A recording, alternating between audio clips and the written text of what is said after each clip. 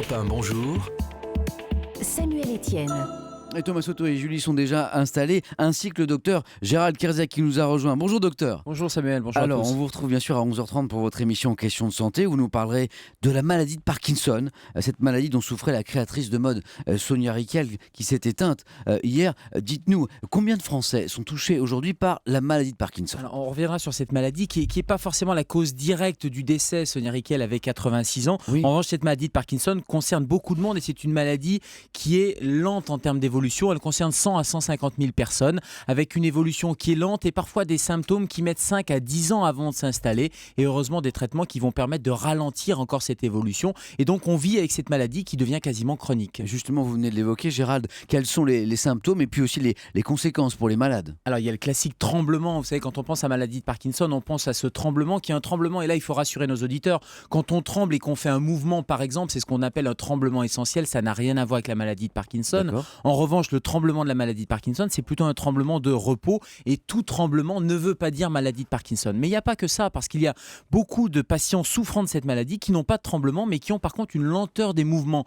Des mouvements qui vont devenir difficiles, une marche qui est difficile, une raideur également. En fait, c'est une maladie du mouvement. Pourquoi ? Parce que la zone qui est concernée dans le cerveau, c'est une zone qui va dégénérer et qui n'est plus capable de sécréter de la dopamine. Et la dopamine, c'est cette substance chimique qui va être justement capable de faire la fluidité de ces mouvements. Et c'est ce qui n'est plus possible dans la maladie de Parkinson, avec une démarche qui devient très caractéristique, ce qu'on appelle la démarche à petits pas. Ça devient difficile de marcher, on marche à tout petits pas, le dos un petit peu voûté. Mais heureusement, il y a des traitements là aussi qui vont pouvoir améliorer les symptômes. Il existe des traitements aujourd'hui pour retarder la progression de la maladie? Oui, exactement, parce que je vous parlais de la dopamine, de cette substance qui n'est plus sécrétée par le cerveau. Eh bien, on est capable de donner un substitut, un précurseur de cette dopamine, c'est ce qu'on appelle la L-Dopa, ou des médicaments qui vont diminuer, qui vont aller potentialiser la dopamine qu'on a encore naturelle, et des médicaments qui vont diminuer le tremblement. Et il n'y a pas que les médicaments, il y a également un traitement chirurgical, c'est ce qu'on appelle la stimulation cérébrale profonde, avec des équipes françaises qui ont été en pointe depuis des années sur ces traitements-là.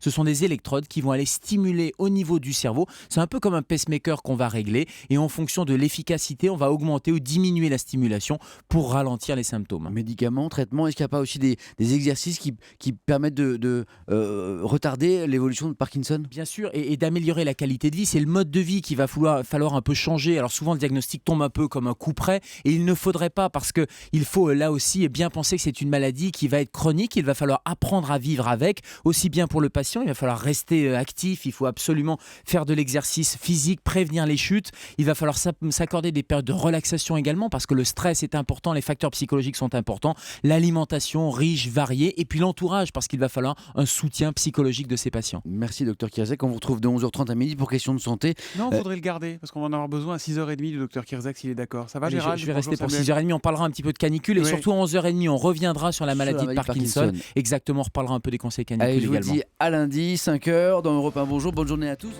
Europe 1, bonjour. Samuel Etienne.